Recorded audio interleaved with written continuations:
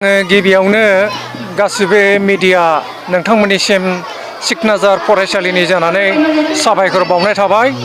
दिनैनि बे गोथार फोरोंगिरि सानजों लोगोसे आङो गासिबो फोरोंगिरि जानानै समाजनि बिथिङाव जायफोर हाबाफारि मावनानै बे बुहुमनिफ्राय बिदाय लालांबाय गासिबोनि आत्मानि गोजोन आरो सान्थिनि थाखाय इसोरनि सेराव आं आरज गाबो।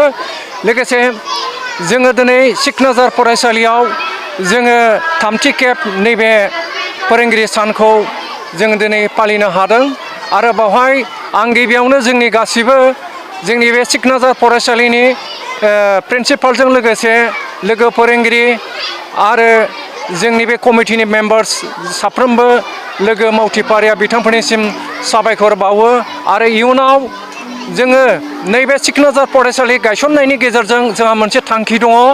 बे थांखिया जाहैबाय जोंनि बे सेरफांगुरि ओनसोलनि गेजेराव थानाय गासिबो माने श्रेणी बा थाखोनि मानसिफोर गासिबोनि थाखाय जोङो गाहाम गोग्गो सोलोंथाइ होनो थाखाय बे फरायसालिखौ गायसननाय जादों। मिजिंथिङो फैगौ समाव बयनिबो मदद आरो आशीर्बादनि गेजेरजों जोङो मोनसे बयनिबो गेजेराव आजावजानाय मोनसे फरायसालि हिसाबै गायसननो हागोन। दा सोलोंथाइखौ सानसेनो बुंनानै बेनि बाथ्राखौ फोजोबनो हाया। दा सरायानिफ्राय आरम्भ खालामनानै इउनिभार्सिटि डक्टरेट डिग्रिसिम लानायसिम बे सोलोंथाइनि बे हान्थिनाय लामाफारि जायो। दा बेवहाय जोङो प्रिलिमिनारि गिबि खेबनि थाखाय नार्सारिनिफ्राय लानानै जोङो हाइ स्कुल सेक्सनसिम जों बेवहाय फोरोंनो लादों। नोंगौ नोंथांनि सोंनाय रावा बे सोलोंथाइ होनाया गिदिर मोनसे जेंना। बाहाय जोङो अखल फोरोंगिरिल' नङा, जों बाहाय गोसो होनानै मावदों। जोंनि फोरोंगिरिजों लोगोसे जोंनि मेनेजमेन्ट आरो जोंनि गार्जेन्स जोङो गासैखौबो सोलोंथाइ बिथिङाव बयबो समान बाहागो लानांगौ होननानै जोङो बयखौबो मिटिंनि गेजेरजोंबो एवारनेस खालामदों।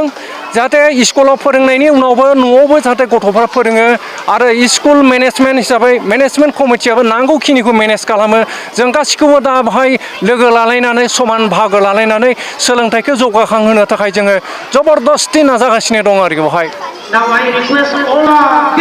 आं आसा खालामदों सोलोंथाइया जाहैबाय गावनि इयुन जिउ लामा दानायनि मोनसे बियो लामा।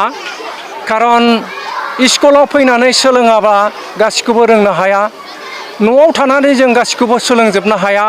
ओंखायनो जोंनि बे जेसेबां उन्दै उन्दै लाइमोनफोर दङ